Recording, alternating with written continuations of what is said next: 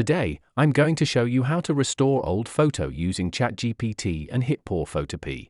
Last time, I restored an old photo using GPT-4o, but the result wasn't that great. This time, I'm going to share a faster and easier prompt using GPT-5, and let's see if it's improved.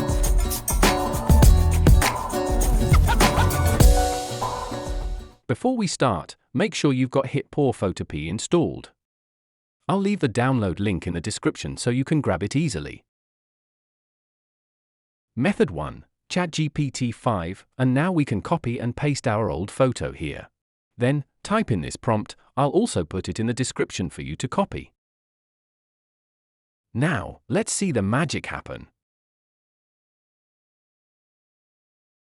Okay, so it restored and colorized the photo, and kept the original character as much as possible.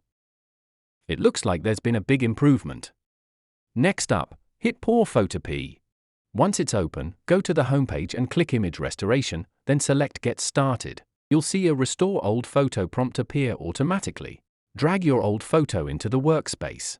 Below, you can choose or customize the image size. If you want to keep the original dimensions, just leave it on Custom. Once you're ready, click Generate. Now the image is processed. Although it's slightly blurred, most facial features have been successfully restored. If you want a clearer version, you can upscale it. HitPaw FotorPea will automatically choose the best model for your image. Click Preview and wait a moment. Wow!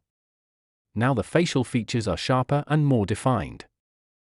Personally, I think FotorPea's old photo restoration technology is as excellent as ever.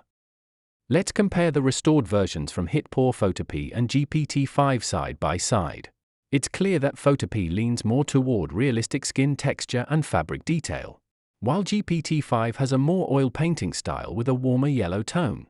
Which one do you prefer? Don't forget to like and subscribe. That's all for today. See you in the next one.